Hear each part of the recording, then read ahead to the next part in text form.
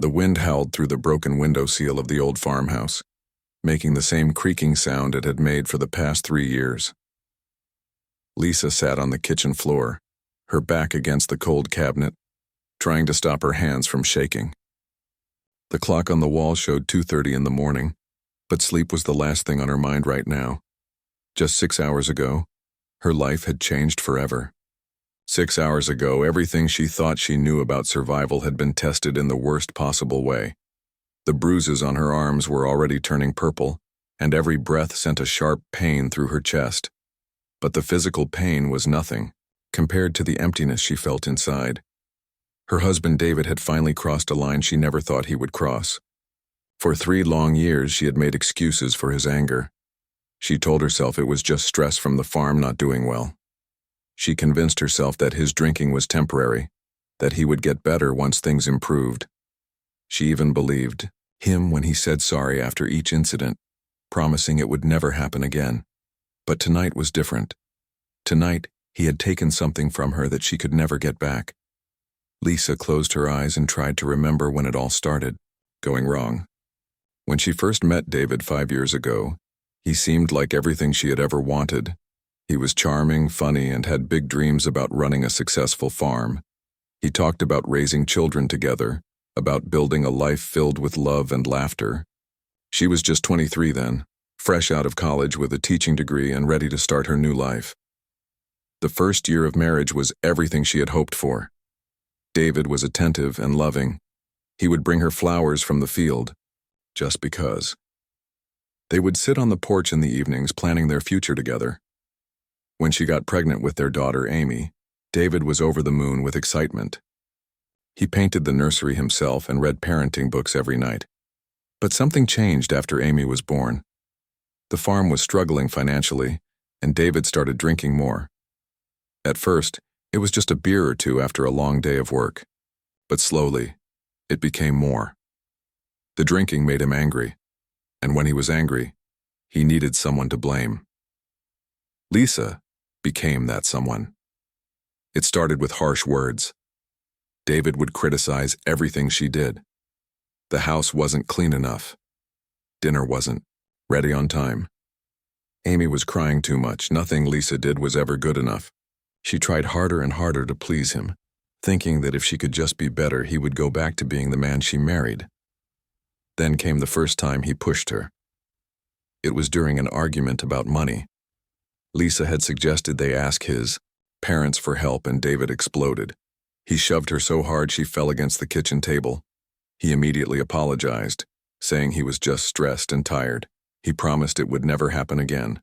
Lisa wanted to believe him so badly that she convinced herself it was just a one-time thing. But it wasn't. The pushing became grabbing. The grabbing became hitting. Each time David would say he was sorry. Each time he would blame his stress, his drinking, or the pressure of trying to make the farm work. And each time Lisa believed him because she wanted their family to stay together. She thought about her own parents who had divorced when she was young, and she didn't want Amy to grow up in a broken home. As the abuse got worse, David began isolating Lisa from everyone she cared about. He convinced her to quit her teaching job, saying Amy needed her mother at home. He made excuses for why they couldn't visit her family or why her friends couldn't come over. Slowly but surely, Lisa's world became smaller and smaller until it was just her, David, and Amy in their isolated farmhouse. Lisa learned to read David's moods like a weather forecast. She could tell by the way he walked through the door whether it was going to be a good night or a bad night. She became an expert at keeping Amy quiet when David was in a bad mood.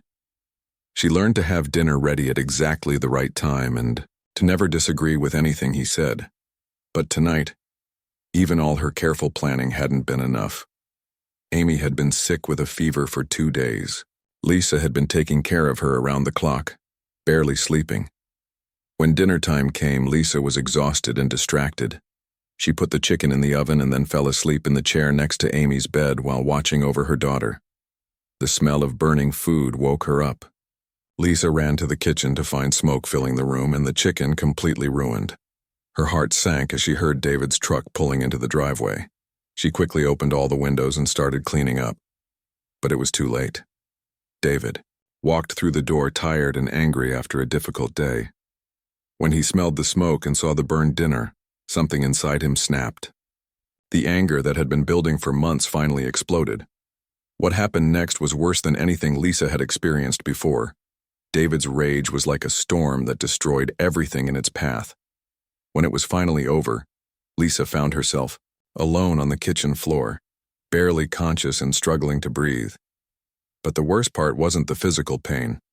The worst part was waking up to find Amy gone. David had packed a bag and taken their 4-year-old daughter while Lisa was unconscious.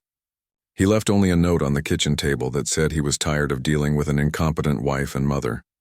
The note said Lisa wasn't fit to take care of Amy and that he was taking her somewhere safe.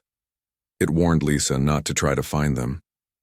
Now, sitting on the cold kitchen floor in the middle of the night, Lisa felt more alone than she had ever felt in her life. Her phone had been destroyed during the fight, so she couldn't call for help. The nearest neighbor was more than a mile away, and she wasn't sure she could walk that far with her injuries. The house felt enormous and empty, without Amy's laughter filling it. Amy's toys were still scattered around the living room from the day before. Her favorite stuffed bear was sitting on the couch waiting for her to come home. The sight of these reminders made Lisa's heart break all over again. Lisa tried to stand up but immediately felt dizzy. Her ribs hurt so badly that she could barely take a deep breath. She managed to make it to the bathroom and looked at herself, in the mirror for the first time since the attack. The reflection staring back at her was barely recognizable. Her face was swollen and bruised. Her lip was cut and bleeding. But it was her eyes that scared her the most. They looked empty, like the light inside her had been completely extinguished. She spent the rest of the night sitting by Amy's bedroom window, hoping to see headlights coming down the driveway. She imagined David would come to his senses and bring Amy home. She told herself that once he sobered up, he would realize he had made a terrible mistake. But as the sun began to rise, Lisa had to face the truth. David wasn't coming back, at least not anytime soon. The next 2 days passed in a blur of pain and desperation. Lisa had no money and no way to contact anyone. David had always controlled their finances, and Lisa didn't even know how much money they had in the bank. The refrigerator was nearly empty, and she was too injured to drive to town even if she had money to buy food. She rationed the little food that was left, eating only small amounts to try to make it last. She spent most of her time lying on the couch trying to heal and trying to figure out what to do next. Every car that passed on the distant road made her heart race, hoping it might be David coming home with Amy. But none of them stopped. On the 3rd day, Lisa woke up feeling feverish and weak. Some of her cuts had become infected and she was starting to worry that she might be seriously ill. She knew she needed medical attention, but she had no way to get it. The nearest hospital was 30 miles away, and even if she could drive, there she had no insurance and no money to pay for treatment. Lisa began to think about her life before David.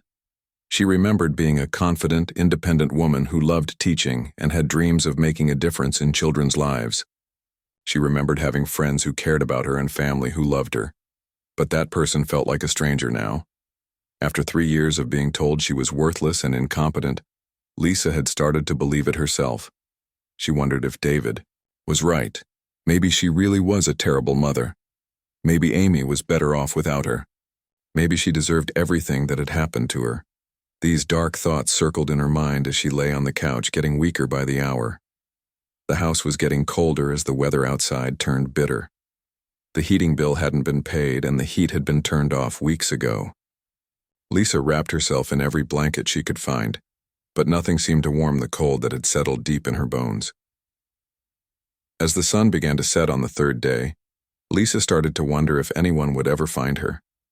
David had isolated her, so completely that she wasn't sure anyone even knew where she lived.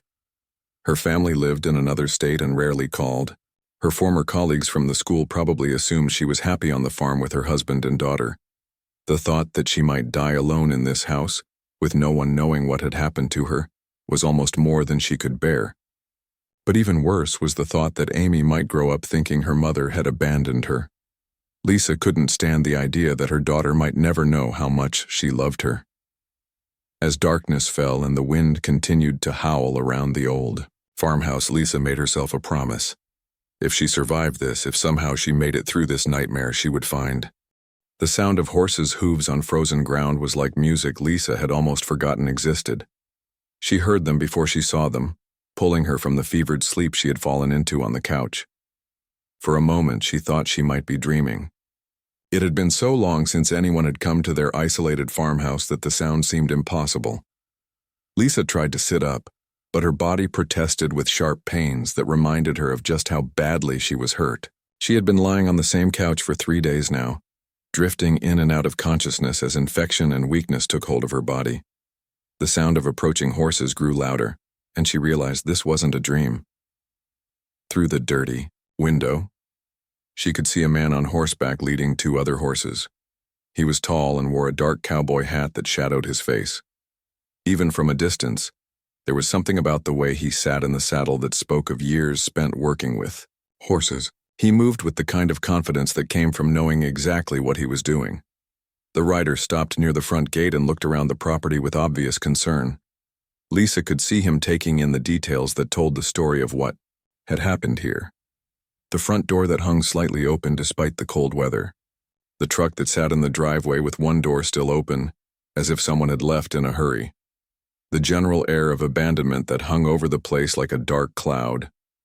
Lisa wanted to call out to him, but her voice was barely a whisper. She had hardly spoken in 3 days, and her throat was dry and painful. She tried to wave, but her arm felt like it weighed 100 pounds. All she could do was watch as the stranger made his decision about whether to investigate further. The man dismounted and tied his horses to the fence post. As he walked toward the house, Lisa could see more of him. He looked to be in his mid-30s with the kind of weathered face that came from spending most of his life outdoors. His movements were careful and deliberate, like someone who understood that situations like this required caution. He knocked on the front door, a sound that echoed through the empty house like thunder. Lisa tried again to call out, but only managed a weak croak that wouldn't carry beyond the living room. The stranger waited, then knocked again, louder this time. Hello? Anyone home? I'm looking for some missing cattle and wanted to check if you folks had seen them. His voice was deep and gentle with the kind of Texas accent that made every word sound like it was being spoken by an old friend. There was something in his tone that made Lisa feel safer, even though she didn't know who he was or what he wanted. When no one answered, the man walked around the house looking in windows and checking for signs of life.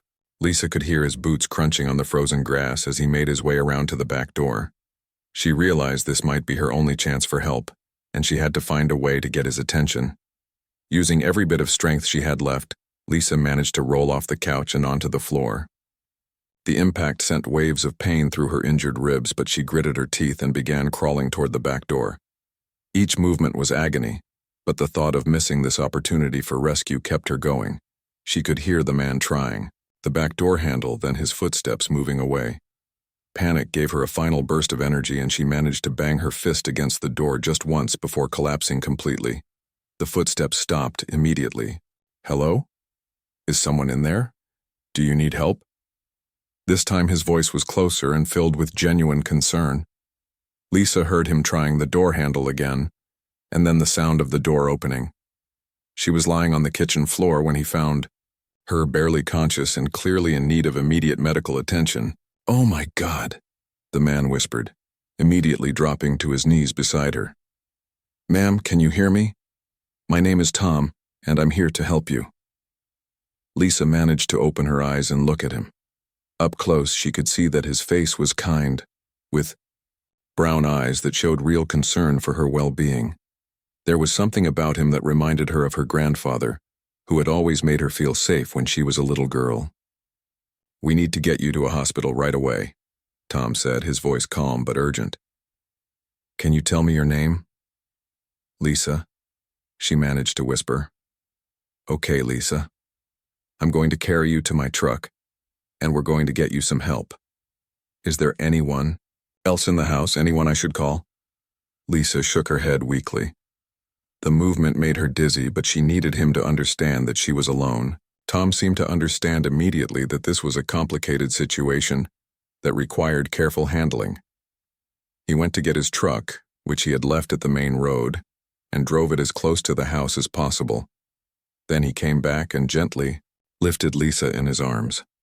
Despite her pain, she felt safer in that moment than she had in years. There was something about the way he carried her, so carefully and protectively, that made her feel like she was finally out of danger. The drive to the hospital took 20 minutes, but Tom made it in 15. He talked to her the whole way, telling her about his work at the ranch and asking simple questions to keep her conscious. His voice was like an anchor that kept her from drifting away into the darkness that kept trying to claim her. "I work as a foreman at the Double Bar Ranch," he explained as they drove. "Been there about 10 years now. We had some cattle break through a fence during the storm last week, and I've been tracking them for 2 days. Lucky thing I found you when I did." Lisa realized that if Tom hadn't been looking for those lost cattle, no one might have found her for weeks. The thought made her shiver, and Tom noticed immediately. "You're going to be okay," he said firmly. "The doctors at the hospital are good people. They'll take real good care of you." At the hospital, Tom stayed with Lisa through the entire admission process. He answered questions for her when she was too weak to speak and made sure the medical staff understood that she needed immediate attention. When the nurses tried to send him away, he politely but firmly insisted on staying until Lisa's family could be contacted. But when the social worker asked about family, Lisa had to admit that there was no one to call. She explained that her family lived far away and that she had lost touch with most of her friends. She couldn't bring herself to tell them about David and Amy yet. That story was too complicated and painful to share with strangers. Tom seemed to understand that there was more to Lisa's situation than she was ready to talk about. When the social worker stepped away to make some calls, he leaned closer to Lisa's hospital bed. "Ma'am, I don't know what happened to you, but I can see that someone hurt you pretty badly. I want you to know that you don't have to face this alone.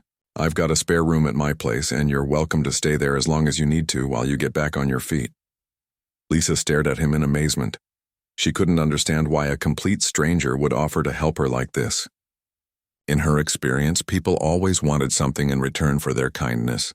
But looking into Tom's eyes, she saw only genuine concern and compassion. "I don't understand," she whispered. "Why would you want to help me? You don't even know me." Tom was quiet for a moment, as if deciding how much to share. Finally, he spoke. "When I was growing up, my mama was in a situation similar to yours. Took her a long time to find the courage to leave my stepfather, and even longer to get back on her feet. During those hard years, there were people who helped us when they didn't have to. Gave us a place to stay, helped Mama find work, looked after me when she couldn't. I learned early that sometimes the only thing standing between someone and disaster is the kindness of a stranger." He paused and looked directly at Lisa. "I don't know what your story is, and I won't push you to tell me until you're ready, but I can see that you're in trouble, and I believe in helping people when they need it most. That's just who I am." Lisa felt tears running down her face for the first time since the attack. They weren't tears of pain or fear, but tears of relief and gratitude. For 3 days, she had felt completely hopeless. Now suddenly, someone was offering her a way forward. The doctor who treated Lisa confirmed that she had a broken rib, severe bruising, and several infected cuts that required antibiotics. But he also said that with proper care, she would make a full physical recovery. He recommended at least a week of rest and follow-up visits to monitor her healing. When it came time to discharge Lisa from the hospital, Tom was waiting with clean clothes that he had bought from the hospital gift shop and a warm jacket that belonged to his sister. He had also brought some basic toiletries and a book to read during her recovery. "I know it's not much," he said, "but I figured you might need a few things to get started." Lisa was overwhelmed by his thoughtfulness. No one had taken care of her like this in years. She had almost forgotten what it felt like to have someone anticipate her needs and try to make her comfortable. Tom's house was a small but comfortable place about a mile from the main ranch buildings. It had 2 bedrooms, a cozy living room with a fireplace and a kitchen that overlooked rolling hills where cattle grazed peacefully. Everything about it felt warm and welcoming, like the kind of place where healing could actually happen. He showed Lisa to the guest room, which had a comfortable bed and a window that looked out over a beautiful view of the surrounding countryside. There were fresh sheets on the bed and flowers in a vase on the nightstand. Living with Tom was nothing like Lisa had expected. She had spent 3 years walking on eggshells, carefully watching every word and action to avoid triggering David's anger. But Tom was different in ways that constantly surprised her. He never raised his voice. When he came home tired after a long day of ranch work, he would smile and ask how she was feeling. When she accidentally broke a coffee mug during her second week there, she immediately started apologizing and preparing for an angry reaction. Instead, Tom just handed her a broom and said, "Don't worry about it. I never liked that mug anyway." The first few weeks were the hardest. Lisa's body was healing, but her mind was still trapped in survival mode. Every unexpected sound made her jump. When Tom's truck pulled into the driveway each evening, her heart would race until she reminded herself that she was safe. She kept waiting for him to show his true colors, to reveal that he was just like David underneath the kind exterior. But that revelation never came. Instead, Tom continued to be exactly who he appeared to be, a decent man who helped people because it was the right thing to do. He never asked probing questions about her past or pressured her to talk about what had happened. He simply created a safe space where she could heal at her own pace. Tom worked long days at the ranch, usually leaving before sunrise and returning around dinner time. At first, Lisa spent most of her time sleeping and reading. Tom had a small library of books, mostly westerns and biographies. But he also brought her magazines and novels from town. Reading became her escape, a way to spend hours without thinking about David or worrying about Amy. As her physical strength returned, Lisa began taking walks around Tom's property. The fresh air and exercise felt good after being cooped up for so long. Tom's house sat on 5 acres of beautiful land with a small garden, a chicken coop, and a pasture where he kept 2 horses. Everything was well maintained but comfortable, like a place where someone could truly relax. One morning, about 3 weeks after arriving at Tom's house, Lisa found herself in the kitchen before he left for work. She had been having trouble sleeping and decided to make some coffee. Tom came downstairs to find her sitting at the kitchen table, watching the sunrise through the window. "Morning," he said quietly, not wanting to startle her. "How are you feeling today?" "Better," Lisa said, and she meant it. "I was thinking maybe I could cook dinner tonight, as a way of saying thank you for everything you've done." Tom's face lit up with a genuine smile. "That would be real nice, but you don't owe me anything, Lisa. You're welcome to cook if you want to, but not because you feel obligated." It was such a simple interaction, but it meant everything to Lisa. In her marriage to David, everything had been a transaction. Every meal she cooked, every chore she did, every word she spoke had been measured against his expectations.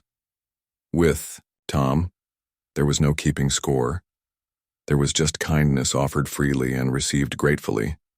That evening, Lisa made pot roast with vegetables, one of the few meals she knew how to cook well. When Tom came home and smelled the food cooking, his appreciation was immediate and genuine. "Something smells incredible in here," he said, hanging his hat by the door. "You didn't have to go to all this trouble." "I wanted to," Lisa replied, and she realized it was true. For the first time in years, she had done something because she wanted to, not because she was afraid of the consequences if she didn't. Over dinner, they talked about simple things. Tom told her about his day at the ranch and asked about the book she was reading. The conversation was easy and comfortable, without any of the tension that had filled every meal during her marriage. Lisa found herself laughing at Tom's stories about the ranch animals, a sound she hadn't heard from herself in a very long time. As the weeks passed, these dinner conversations became a highlight of Lisa's day. Tom was a natural storyteller, with a dry sense of humor that made even ordinary ranch work sound entertaining. He told her about the ranch owner, an elderly woman named Mrs. Patterson, who had run the place since her husband died 15 years earlier. He described the other ranch hands, each with their own personality quirks and specialties. "There's old Pete, who's been working cattle since before I was born," Tom said one evening. "That man can spot a sick cow from half a mile away. And then There's Bobby, who's only been with us for 2 years but has a gift with horses. They respond to him like he's speaking their language. Lisa loved hearing about this world that was so different from her own experience. The ranch sounded like a place where people worked hard but looked out for each other. It was a community, based on mutual respect and shared responsibility, concepts that had become foreign to her during her isolated marriage. About a month into her stay, Tom brought home some papers from town. Lisa immediately tensed, wondering if these were eviction notices or demands for payment. But when Tom set them on the kitchen table, she saw that they were information packets about legal aid services and divorce lawyers. "I hope you don't mind," Tom said carefully. "I asked around town about resources for people in difficult situations. These lawyers work with people who can't afford regular legal fees. I thought maybe, when you're ready, you might want to talk to someone about your options." Lisa stared at the papers with a mixture of hope and fear. Part of her desperately wanted to take legal action to get Amy back and protect herself from David. But another part of her was terrified of what David might do if he found out she was trying to fight back. "I don't know if I'm strong enough for a legal battle," she said quietly. "You're stronger than you think," Tom replied. "But there's no rush. These papers will be here whenever you're ready to look at them." That night, Lisa couldn't sleep. She kept thinking about Amy and wondering where she was and whether she was safe. David's drinking had gotten worse over the past year, and the thought of him taking care of a 4-year-old while he was angry and intoxicated terrified her. The next morning, she asked Tom to drive her to the legal aid office. The lawyer, a kind woman named Mrs. Rodriguez, explained Lisa's options clearly and patiently. She could file for divorce on grounds of domestic violence and seek emergency custody of Amy. The process would take time, but Mrs. Rodriguez was confident that any reasonable judge would see that Lisa was the better parent. "The first step is filing a police report about the assault," Mrs. Rodriguez explained. "I know that's scary, but we need official documentation of what happened. Then we can file for a restraining order and start the custody proceedings." Lisa's hands shook as she signed the initial paperwork, but Tom was there beside her, offering quiet support without trying to influence her decisions. When they left the lawyer's office, Lisa felt like she had taken the first real step toward reclaiming her life. The police report was harder to file than Lisa had expected. She had to describe the assault in detail, reliving every painful moment. But the officer who took her statement was professional and compassionate, and he assured her that they would do everything possible to locate David and Amy. 2 weeks later, they got the call that changed everything. David had been arrested in Arizona for driving under the influence with a minor in the car. Amy was safe and in protective custody, waiting for her mother to come get her. Lisa broke down crying when she heard the news. All the fear and grief she had been holding back for weeks came pouring out. Tom held her while she cried, not trying to fix anything or offer solutions, just providing the comfort of his presence. "We'll leave first thing in the morning," he said when she had calmed down enough to talk. "I'll drive you there and we'll bring Amy home." "You don't have to do that," Lisa said. "You've already done so much." "I want to," Tom replied simply. "Besides, it's a long drive and you shouldn't have to do it alone." The drive to Arizona took 12 hours, but it passed quickly as Lisa and Tom talked about everything and nothing.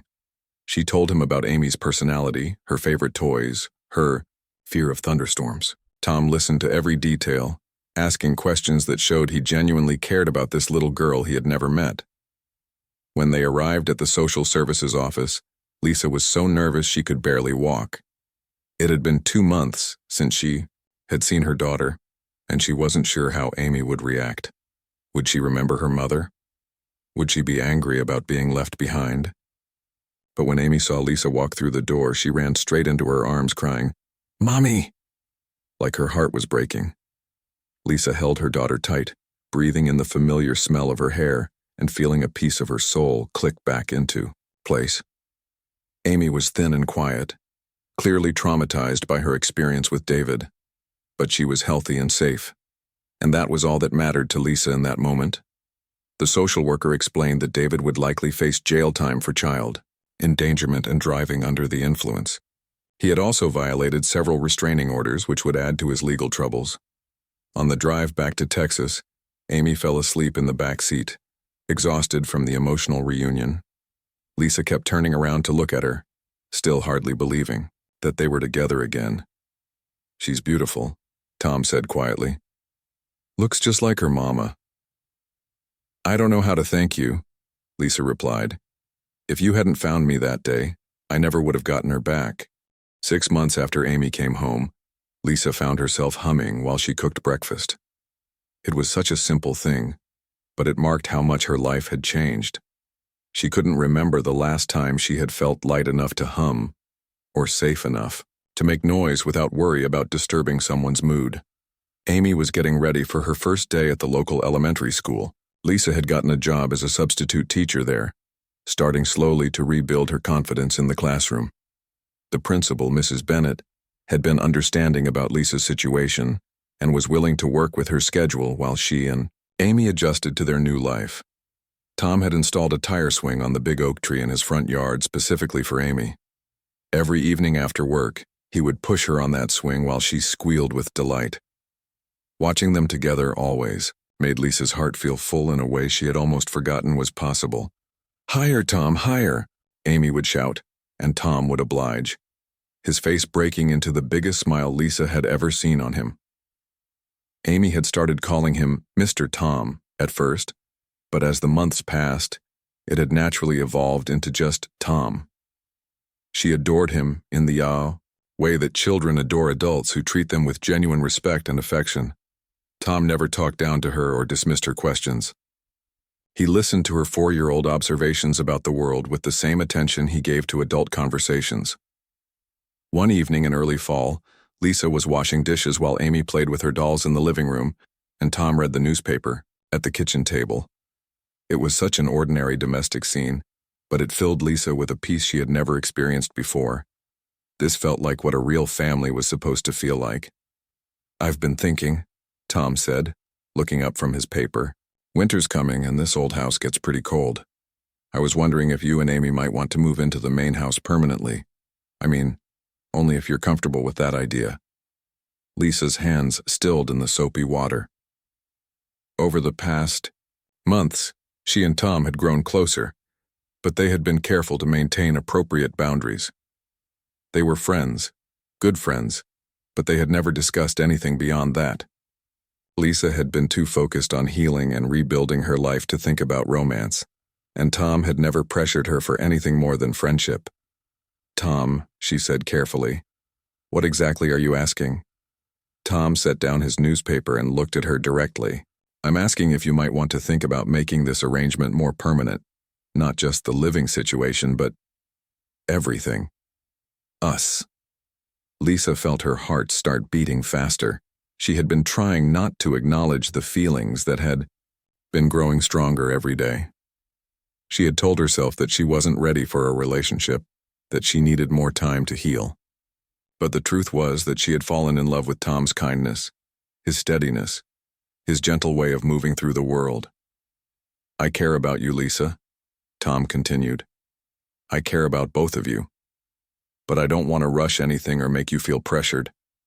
I just wanted you to know how I feel." Lisa dried her hands on a dish towel and turned to face him fully. "I care about you too," she said quietly. "More than I probably should, considering everything that's happened." "Why shouldn't you?" Tom asked. "You deserve to be happy. You deserve to be loved." It was such a simple statement, but it hit Lisa like a revelation. She had spent so many years being told that she was worthless, that she didn't deserve good things, that she had started to believe it. But looking at Tom's honest face, she realized that maybe she did deserve happiness. Maybe she did deserve love. "I'm scared," she admitted. "My last relationship was so terrible that I'm not sure I know how to be in a healthy one." Tom nodded thoughtfully. "That makes sense. But Lisa, what we have now, this friendship and care we've built over the past months, that's already a healthy relationship. If we decided to make it something more, we'd just be building on what's already working." Over the next few weeks, Lisa and Tom began to explore what a romantic relationship between them might look like. They went on actual dates, leaving Amy with Mrs. Patterson from the ranch while they went to dinner or to see a movie in town. Tom courted her with the old-fashioned respect that had become such a natural part of who he was. He brought her flowers from Mrs. Patterson's garden. He opened doors for her and walked her to her side of the truck after their dates. When he kissed her for the first time, it was after asking permission, and it was gentle and sweet in a way that made Lisa feel cherished rather than claimed. Everything about being with Tom was different from her experience with David. Where David had been possessive and controlling, Tom was supportive and encouraging. When Lisa got nervous about taking on more teaching assignments, Tom helped her practice her lesson plans and reminded her of how good she was with children. When she worried about Amy adjusting to having a man in their lives permanently, Tom was patient with both of their concerns. "The most important thing is that Amy feels safe and loved," Tom said one evening as they talked about their future. "I don't want to replace her father or try to force a relationship. I just want to be someone she can count on." Amy, for her part, seemed to bloom even more with the increased stability and love in her life. She had nightmares less frequently, and when she did wake up scared, she was just as likely to call for Tom as for her mother. Lisa watched the bond between them grow stronger every day, and it filled her with a gratitude that sometimes brought tears to her eyes. One year after the night Tom found her broken and alone on her kitchen floor, he proposed to Lisa on the front porch of his house as Amy played with the chickens in the yard. It wasn't a fancy proposal with expensive rings and elaborate plans. Instead, Tom simply took Lisa's hand as they sat on the porch swing and told her that he wanted to spend the rest of his life making sure she and Amy felt loved and safe. "I know we've only been together romantically for a few months," he said, "but I've known for a long time that you're the woman I want to build a life with. You and Amy both. I want to be your husband and her stepfather if you'll have me." Lisa looked out at Amy, who was giggling as the chickens pecked corn from her hands, and then back at Tom's earnest face. A year ago, she couldn't have imagined that her life could be this good. She couldn't have imagined feeling this safe, this loved, this hopeful about the future. "Yes," she said, smiling through tears of joy. "Yes, I'll marry you." They decided to have a small wedding at the ranch, surrounded by the community that had embraced Lisa and Amy as family. Mrs. Patterson insisted on hosting the reception in her ranch house, and the other ranch hands pitched in to decorate and prepare food. It was exactly the kind of celebration Lisa had always dreamed of, but never thought she would have. Amy served as the flower girl, wearing a yellow dress that Tom had helped her pick out on a special shopping trip to town. She took her role very seriously, carefully scattering rose petals down the aisle that had been set up between the barn and the main house. Lisa wore a simple white dress that made her feel beautiful in a way she had forgotten was possible. As she walked down the aisle toward Tom, she thought about the journey that had brought her to this moment. The pain and fear she had endured seemed like a different lifetime now, experienced by a different person. Tom waited for her at the makeshift altar with tears in his eyes and a smile that outshone the Texas sun. When the preacher asked if he would love, honor, and protect Lisa for the rest of his life, Tom's voice was strong and sure as he said, "I will." When Lisa said her own vows, she promised to trust Tom with her heart and to build a life with him, based on mutual respect and love. She promised to be his partner in all things, through good times and difficult ones. After the ceremony, as they danced to a country song played by a local band, Tom leaned close to Lisa's ear. "I love you, Mrs. Thompson," he whispered. "I love you too," Lisa replied, still hardly believing that this was her life now. The reception lasted late into the evening, with neighbors and friends celebrating the union of three people who had found each other when they needed it most. Amy fell asleep in Tom's arms as he danced with her to a slow song, her little head resting on his shoulder in complete trust. Later that night, after all the guests had gone home and Amy was tucked into her new bedroom in what was now officially their house, Lisa and Tom sat on the front porch looking up at the stars. "Do you ever think about what would have happened if you hadn't been looking for those cattle that day?" Lisa asked. Tom considered the question seriously. "I try not to think about that too much," he said. "It makes me too sad to imagine. But I will say this, I think we would have found each other somehow. Some things are just meant to be." Lisa curled up against his side, feeling completely safe and loved. She thought about the woman she had been a year ago, broken and hopeless, and convinced that her life was over. That woman could never have imagined that she would end up here, married to a man who treated her like she was precious, raising her daughter in a home filled with laughter and love. "Thank you," she said quietly. "For what?" "For saving me. For giving me a chance to remember who I really am. For loving us both so completely." Tom kissed the top of her head. "Thank you for trusting me with your heart. Thank you for letting me be Amy's stepfather. Thank you for making me the happiest man in Texas." 5 years had passed since Tom found Lisa broken and alone, and their life together had grown into something beautiful and meaningful, beyond what either of them had ever imagined. Their ranch had become more than just a home. It had become a sanctuary for people who needed healing and hope. It started small, almost by accident. Lisa was working full-time as a third-grade teacher at the local elementary school when she noticed one of her students, a quiet girl named Jenny, coming to school with suspicious bruises and a fearful expression that Lisa recognized all too well. When Lisa gently approached Jenny about her home situation, the little girl broke down and revealed that her stepfather was hurting both her and her mother. That evening, Lisa came home and told Tom about Jenny's situation. Without hesitation, Tom suggested they offer temporary shelter to Jenny and her mother, while they worked with authorities to find a permanent solution.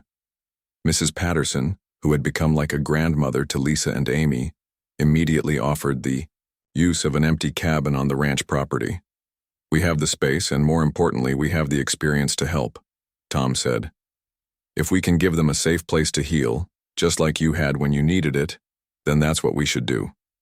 Jenny's mother, Rebecca, was hesitant at first. She had been isolated and manipulated for so long that she found it hard to trust anyone's offer of help. But Lisa understood that hesitation better than anyone, and she was patient in building Rebecca's confidence. "I know it's scary," Lisa told her during one of their first conversations. "I know it feels impossible to believe that people would help you without wanting something in return. But I promise you, there are good people in the world who understand what you're going through." Rebecca and Jenny stayed in the cabin for 3 months while Rebecca worked with lawyers to divorce her abusive husband and establish a new life for herself and her daughter. During that time, Lisa and Tom provided not just shelter, but emotional support, practical guidance, and most importantly, a living example of what a healthy relationship looked like. Amy, now 9 years old, took Jenny under her wing like a protective big sister. She showed Jenny around the ranch, taught her how to collect eggs from the chickens, and shared her toys without being asked. Watching Amy's natural compassion and kindness filled Lisa with pride and reminded her daily of how far they had all come. Word spread quietly through the community about what Lisa and Tom were doing. Social workers began referring other women and children who needed temporary shelter. Local churches started donating food and clothing. Mrs. Patterson officially designated the cabin and 2 other small buildings on the ranch as emergency housing for families in crisis. Lisa found herself becoming an unofficial advocate and counselor for the women who stayed at the ranch. She understood their fear, their shame, and their confusion in ways that trained professionals sometimes couldn't. She could tell them from personal experience that life could get better, that they could find strength they didn't know they had, that their children could grow up feeling safe and loved. "The hardest part is believing you deserve better," Lisa would tell the women during the informal support group meetings she started hosting in her living room every Wednesday evening. "I spent years thinking I was worthless, that I deserved whatever was happening to me. But that's not true. None of us deserves to be hurt. None of us deserves to live in fear." Tom supported Lisa's advocacy work completely, often joining the Adaria meetings to talk about what healthy relationships looked like from a man's perspective. He was careful never to overwhelm the women with his presence, understanding that many of them were still afraid of all men. But for those who were ready to hear it, his gentle voice offering a different model of masculinity was incredibly healing. "The real man protects the people he loves," Tom would say. "He doesn't control them or hurt them or make them afraid. He makes them feel safe so they can be their best selves, Over the 5 years since their marriage, Lisa and Tom had helped more than 30 families find safety and rebuild their lives. Some stayed only a few weeks, just long enough to get connected with other resources. Others needed months of support before they were ready to live independently. Each family's needs were different, but Lisa and Tom met them all with the same patient kindness that had saved Lisa's life. One unexpected aspect of their work was the healing it brought to rescued animals.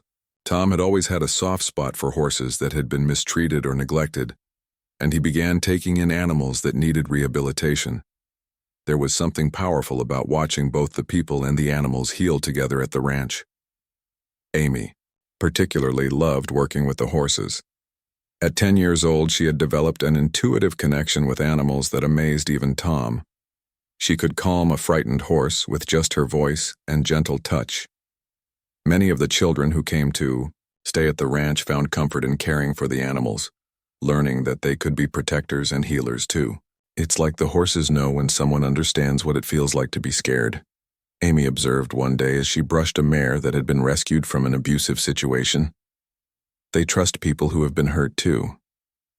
Lisa was constantly amazed by her daughter's wisdom and compassion.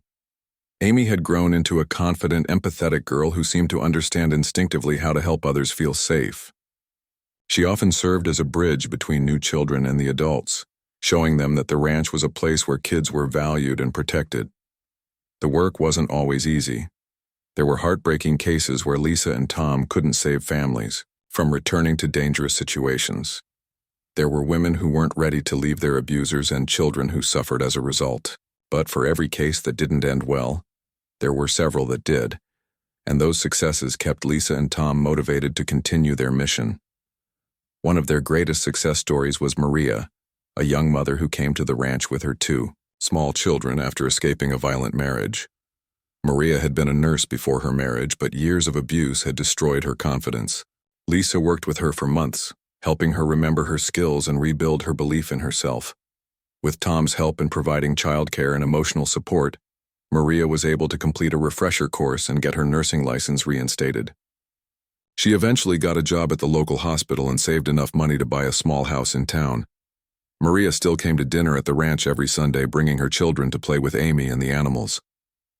"You saved my life," Maria told Lisa, on the 5-year anniversary of their first meeting. "But more than that, you showed me how to save myself."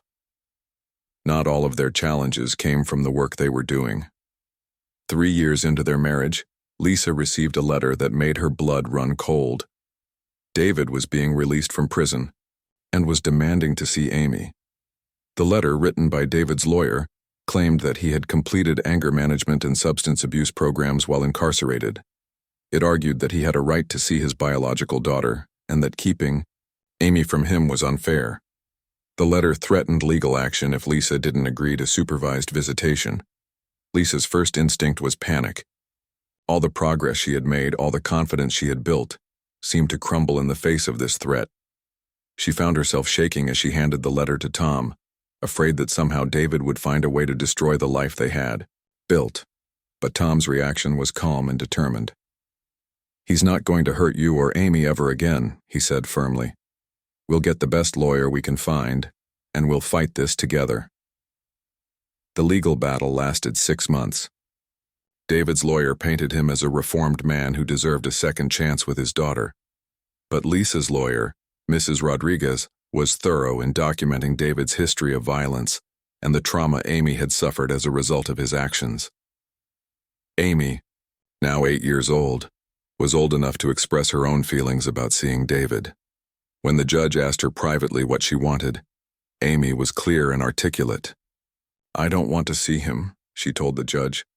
"He hurt my mommy and he scared me. Tom is my real daddy now. He's the one who takes care of me and makes me feel safe."